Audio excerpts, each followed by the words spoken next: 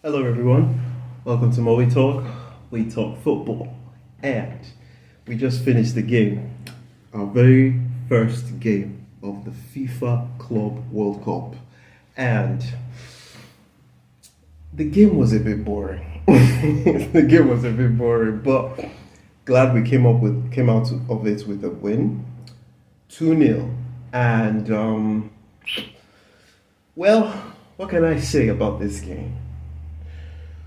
it's it was overall boring, but it had its little moments of okay, go for it. So yeah, and Palmer started off well. I'll start with Palmer. Palmer started off well, but I don't know. I just feel, to me, I feel maybe he's tired.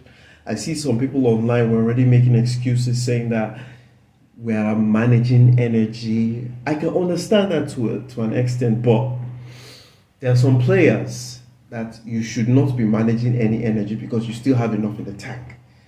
For example, Nicholas Jackson. The man got a red card at the Newcastle game. He hasn't played since then. Excuse me again, he hasn't played since then. So what are you managing? Brother just went missing. Fair play. Yes, I agree. That pass, his assist was beautiful. So, it started off really okay. Then there was this attempt by Madueke, which was well blocked by Laurie, and is it Loris? Yeah, and the pass from Nicholas Jackson to Madueke was a very decent one. I enjoyed that. But unfortunately, for some reason, Madueke was just not in the game. I don't know. There were a number of players that were just not in the game. So I start with that. Madueke, for me, he was just not in the game. He shot that good attempt, but it was blocked. And besides that, it was really just the midfield that looked alive. And our defense didn't really work because, let's be honest, Los Angeles FC attack was not great. There was this fella though, what's that his name? I keep forgetting his name. Yeah, Bolagia or something of that. Yeah, but he was the only one that actually looked threatening for me as far as I'm concerned. And the game just continued. Cole Palmer with an attempt that went above the bar. I actually thought that would go in. If that had gone in, man, that would have been something. So, what else? What other highlights were there in this game? There wasn't really much because it was basically what we've been seeing in the Premier League. So you see Pedro Neto making crosses, and you're like, "Where's Jackson? Where's Jackson?" And to me, I was just expecting the usual because generally we're not good at aerial balls, aerial duels, and Nicholas Jackson for some reason just goes missing in games. So Jackson had pockets where he actually did show himself, to be fair, but overall he just was not missing. He was just missing. He was nowhere to be found. And Pedro Neto, for me, what else is there to say about Pedro Neto? The man is direct. The man drives, and that drive really helped in this game today. But time and time again, where you see this attack building from the wings, and it just dies. At least with Pedro Neto, there's a bit of end product, like he ends up crossing the ball or passing the ball into the box or something like that. But with Madueke, it just comes to a stop. Yes, fair play. There were 2 or 3 passes that made its way in for Madueke, but after that, Madueke just he just went cold. I wouldn't say missing because he still had some moments where he had the ball, but he just went cold. And I'm glad that Maresca saw this. Personally, were there starters that I would have preferred? I don't know, I would have preferred a Santos start, but we didn't get that. So the game went on, and basically the first half was just really just there. It didn't really, there was no life to the game until, however, Nicholas Jackson had the ball. And to be fair, I was among those that were saying, pass the ball up, up, up. I didn't actually see that pass to Pedro Neto. And fair play to Pedro Neto and especially Jackson. That was a beautiful pass. Fair play. So I thought for a moment that Pedro Neto was offside, but thankfully he was onside and he took that ball in and he did exactly what I expected him to do. When he attempted to shoot that ball in the 18-yard box, I was like, no, no, no, cut it, cut it. I just kept on talking. It was almost like as if he was listening to me. I just kept on saying, cut it, cut it, cut it, cut this ball, cut this ball. And he cut the ball and the player just went back to Los Angeles. And before we knew what was going on, he took that shot. Yeah, it looked like a Pulisic kind of shot where you shoot and you fall down. But it was beautiful. It was hot into the net. And Hugo Lloris had zero chance. Very, very slim chances of stopping that. And fair play. 1-0. We go up. And I'm like, okay, things are looking good. Let's see if we can build the momentum from there. But the first half was done, and then we went into the second half, and the second half,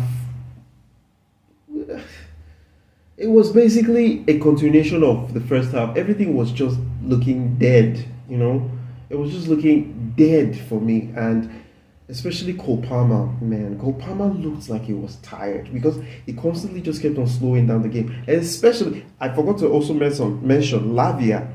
Romeo Lavia was, he kept on holding the ball for too long. That was the problem I had with Lavia. He kept on holding the ball for too long. And for some reason, he just was not passing to Cole Palmer. Help me out, guys, if you know any issue that he has with Cole Palmer, if that's even true. For some reason, he just kept on not passing to Cole Palmer and holding the ball for a bit too long. It was just, we generally just didn't switch from first gear. And that's also to show that, we were a bit nonchalant. The defense was iffy. But that was also because LAFC didn't really offer much. So it was like we didn't switch up the gear, and LAFC was just so low. So both low momentums just met, and the whole game was just a bit flat. So throughout the second half, I just kept on waiting for particular subs, which I at least I got to see one.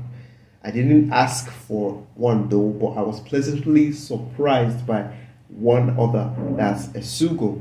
I was not expecting Esugo to get into that game, but fair play to him. He did play well. But the person for me, besides Pedro Neto, who was obviously man of the match, that's actually stole my heart for this game, was Liam Delap. I'm going to get to Malo Gusto, who also later came in. Caicedo later went out. Esugo came in. Who else? Nicholas Jackson, thank the Lord, left. And who else? Madueke left as well. Tarek George came in. And who else? I think we made about 5 or 6. Not 5. I think 5 subs. Thereabout. So, as for Tarek George, I just feel like ever since the Fulham game, they just keep on tossing him into games, and I'm like, in fact, the worst of them all was when we put him in the attack. But today's game, it was fair, but you could just see he was struggling a little bit. Malo Gusto, my God, this brother just doesn't fit. He's not technical. He just, just mistakes after mistakes. And for a moment there, I actually did think that they were going to equalize. That's an LAFC. Another pleasant surprise to see was really pleasant was Olivier Giroud. Giroud, I wasn't expecting him to really light it up because, let's be fair, the man is old. So fair play to him. I'm even surprised that he's still kicking the ball. Impressed. I'm very impressed with him. And who else? Who else? Yeah, Liam Delap. Liam Delap, for me, you could just see it. It was instant. The contrast in terms of ball movement. I'm sounding this way not because I feel like Liam Delap is, oh my God, he's great. I'm sounding this way because we've been so deprived of a proper striker. And to see someone like Liam Delap, there was this one that he went in between defenders, and I'm like, yes, bully, combat with these guys. That's what a striker should be. I love that in Liam Delap. He's energetic. You can see it in his runs. And there was this flick that he did. I don't know if you guys saw that. He made this flick. I think it was for, was it Pedro Neto or Derek Joe? I don't remember. But he made this flick, and for his teammates just run past him. I didn't see that coming. And I'm like, finally, good movement. Good movement. And there was this one that he went round the defender and made a pass. Unfortunately, it was well blocked. If not, that should have been an instant goal as he came in. But fair play to the man. Fair play. You could just see it from the get-go. So, eventually, he finally did get his assist with a delightful ball from him to, what's his name? Enzo. Yeah, that was another person that also came in. Enzo Fernandez.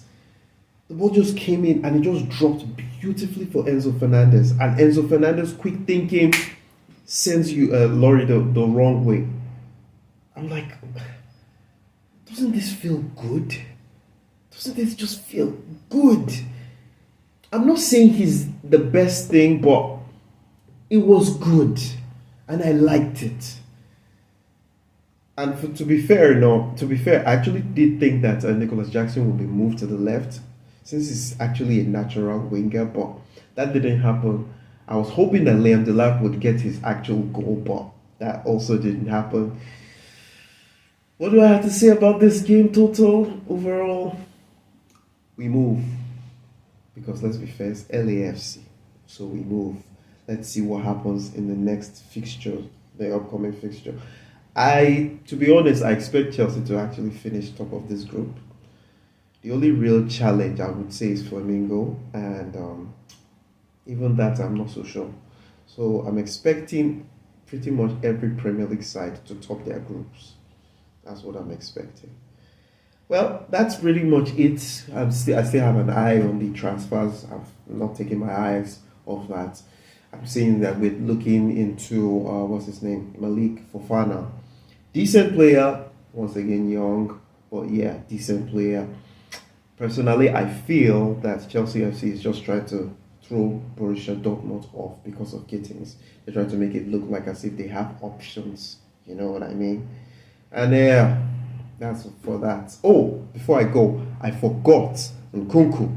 Of course. Remember what I said in the previous video, that Nkunku was selected for this tournament because of market value. They are trying to boost his value because truly there really is no need for him to play. There really isn't. But I expect more of Nkunku Nkunku appearances in games in this tournament. Why? To increase his value. And remember what I said. Go check out my previous video. You see what I said concerning that. So I think that's pretty much it for tonight. I'm tired. I really am. Had a busy day. So yeah. Hope you guys enjoyed the video. See you guys in another one. Take care. God bless.